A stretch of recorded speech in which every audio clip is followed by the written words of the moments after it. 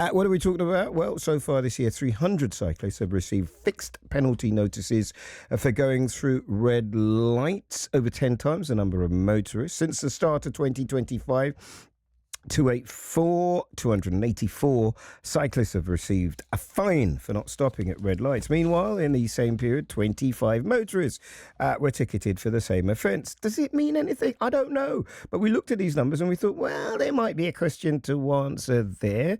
And I'm asking you, have you noticed, like Diane, cyclists jumping red lights? Is it a thing? Maybe you're a cyclist yourself. What do you make of these stats? Earlier on the show, I spoke to the General Secretary of the Licensed Taxi Drivers Association. His name is Steve McNamara.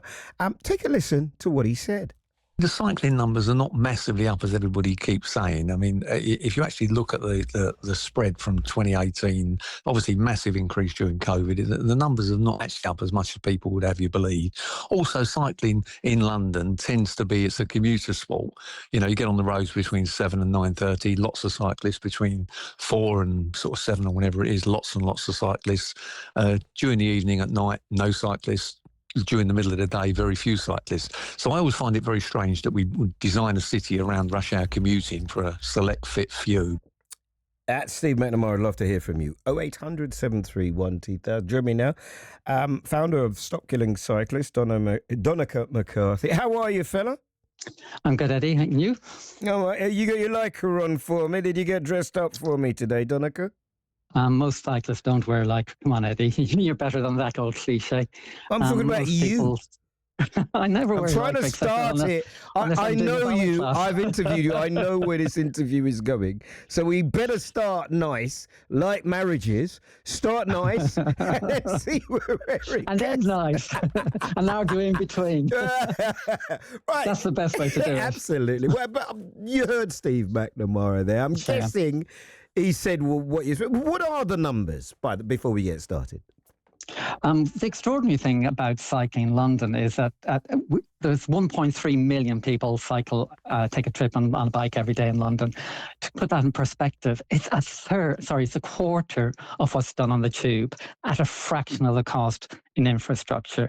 1.3 million every day. On the first 2 cycle lanes that we got built after Stop Killing Cyclists, another campaign for them, 3.5 million people a year are using them. It's hugely successful. But as regards the issue we're talking about, this crackdown on red light jumping, I think what we need is proportionate, evidence-based policing. I argue that the waste of resources by the Corporation of London Police on this issue is costing lives. Why do I say that? Look at the stats. Over the last 15 years, Eddie, one person killed in the entire country in the last 15 years by a red light jumper. 700 were killed by drivers, red light jumping, 700, and 24,000 people were killed by drivers.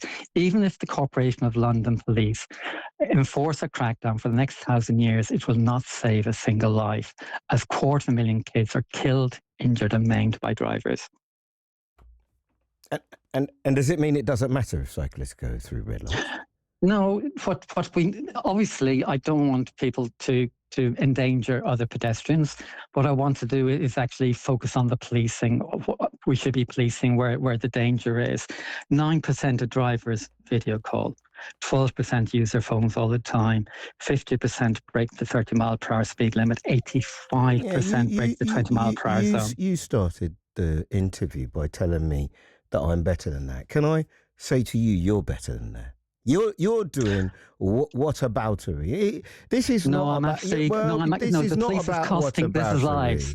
This is lies. Well, that's not whataboutery. Take a listen to Steve McNamara, because that wasn't all he said. Take a listen.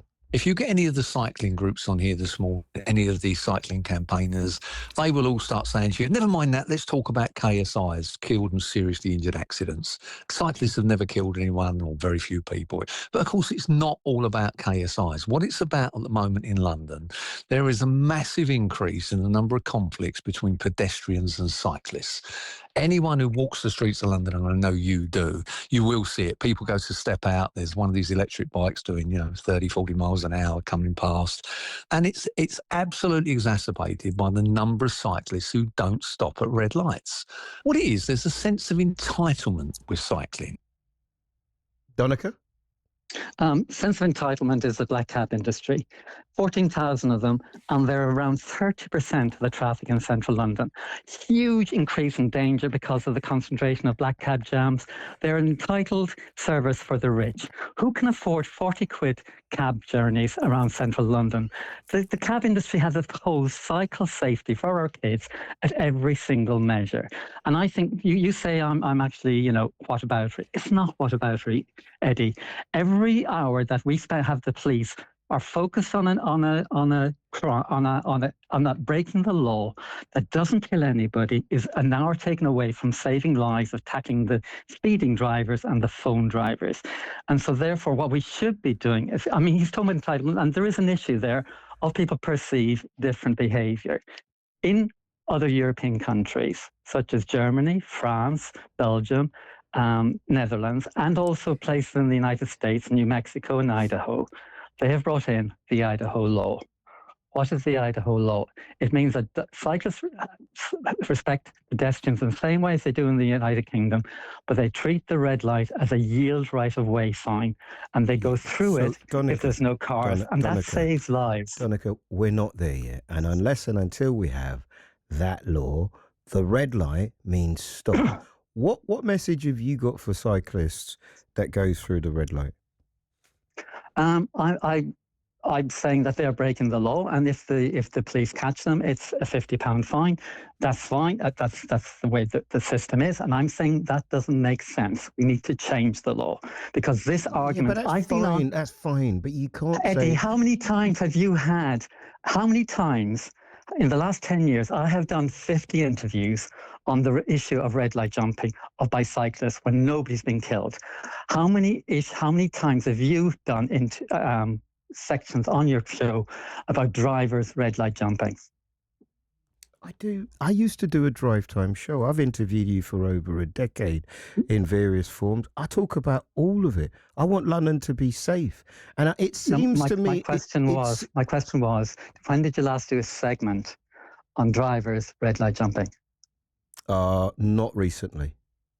Because my argument is, I'm on your show, TV shows, but then I will. Hold on. Never red light jumping by drivers. I will do it, but while you're on talking about this, it feels to me, with all respect to you, that we have not dealt. Well, we've not dealt with this one. I'm asking you to give. I want everybody to be safe. Does that make me weird then? No, I am saying I want cyclists to behave responsibly. I want them to give the right of way to pedestrians. And I think the law should be changed. So when there's no traffic or pedestrians, we should be able to treat it as a yield right of way sign. So we end this silly argument that we have between the cabbies and ourselves, that we go round and round, and it doesn't save anybody's life. It distracts us from the real issues of saving lives. Just finally for me, Why do you keep laughing? Do you think I'm avoiding your thing? No, I'm trying to stay within the parameters you said. So am I. Of being a couple that actually can have a good-natured conversation about something that's really, really serious. Have we not done that today? And that's why I'm trying. Have I made you happy? Is that what you're saying? I've made you happy. No, I'm trying to. Are we going to have a happy ending? Is that what you're saying? You're asking me why I'm smiling, and I'm actually smiling because I want to keep us friendly as we have a serious conversation, Eddie. Last one then. People keep asking me to do floating bus stops. Do you think they're an issue quickly? I think floating bus stops are essential if we're going to enable our roads to be safe for children to cycle on. God bless you. We'll talk again. I promise you. But we're still friends. I want us to stay married. Don't leave me. Listen, it's me. It's not you. Donnachadh, don't leave me.